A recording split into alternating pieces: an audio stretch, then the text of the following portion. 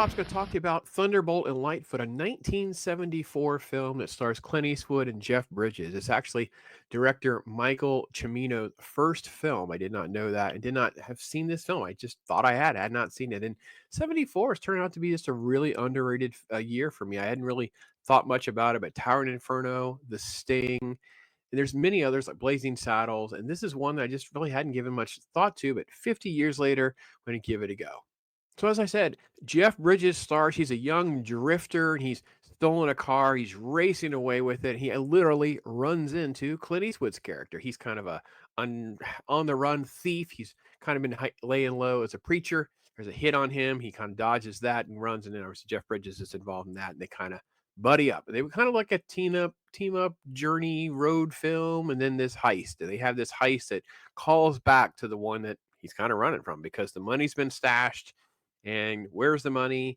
Can they do this other crime together? What are they going to do? The hijinks, the former gang members, and all of that. And right out of the gate, let me just give a lot of love for Jeff Bridges. Bridges is truly spectacular in this movie in every way. He is got an Oscar nod for this. It's very early on in his career. And I have to be honest, even though this is a lot about Eastwood, he takes center stage, of course. Jeff Bridges is the one that really steals the show. And I'm not going to get into the spoiler at the end of this movie because there is like a big twist kind of thing that happens. I want to leave that there for you to discover. But his performance goes from just kind of being this jovial, fun guy. He's not really smoking pot. He's drinking. He's into girls. He's kind of always cutting up with these crazy comments and stuff. And yet at the end, it turns sideways and really kind of a lot of heart there, a lot of emotions. And it's the kind of thing where you like the character that you're rooting for, that you're really enjoying, is got a big turn that you didn't see coming.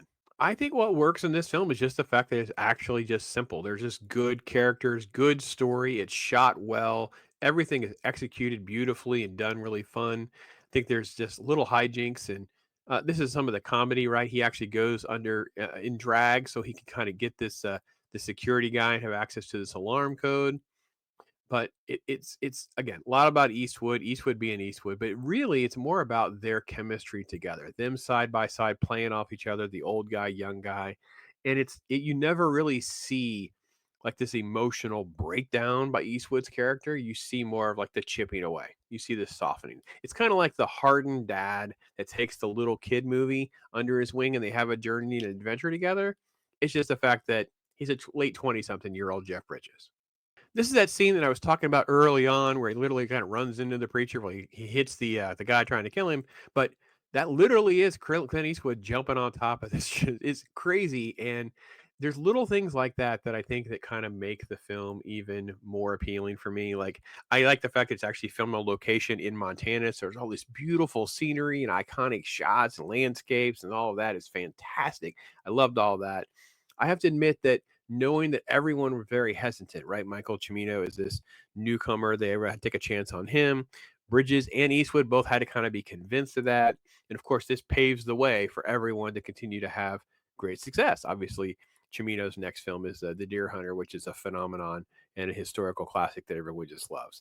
But there's actually like a lot of just interesting elements that are done with the way the characters interact. George Kennedy is kind of like the tough guy in the movie. Don't know that I totally believe him sometimes. I feel like he's just going to rip into something that's going to be comical or silly or goofy, but he's actually the guy that gets into like fisticuffs with Eastwood's character.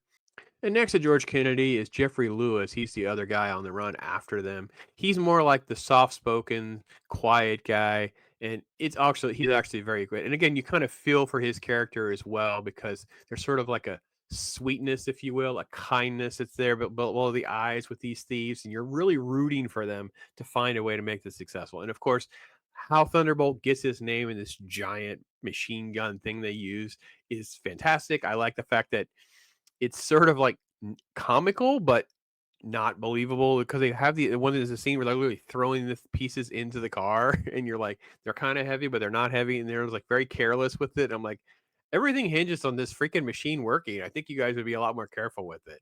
I love the fact that there's a scene where they're literally out of money, things are falling apart, and they literally just have ice cream cones. And I was waiting for more gags around the ice cream because Jeff Bridges' character is fast and loose with sort of like his levity.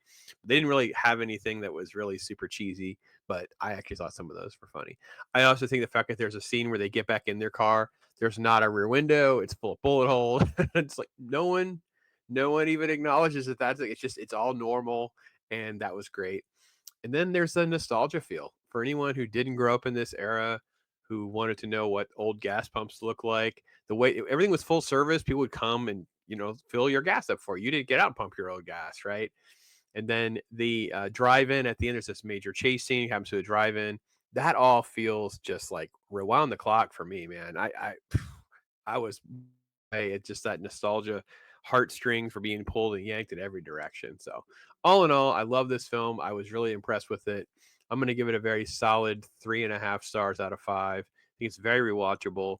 It's a lot of fun. I wouldn't be shocked that there'd be some sort of remake that could be done where you change some of the timelines and stuff. But I think the idea of robbing banks and stuff now feels so outdated that it would be more like an internet thing, which now that you're into like not even Ocean's 11 type stuff. So I don't know. Maybe it just needs to sit there on the shelf and just be what it is, a time capsule for that era and for that time. So that's my take on it. Love to hear from you guys. Thanks for watching. Love some throwback stuff and suggestions and comments from you guys.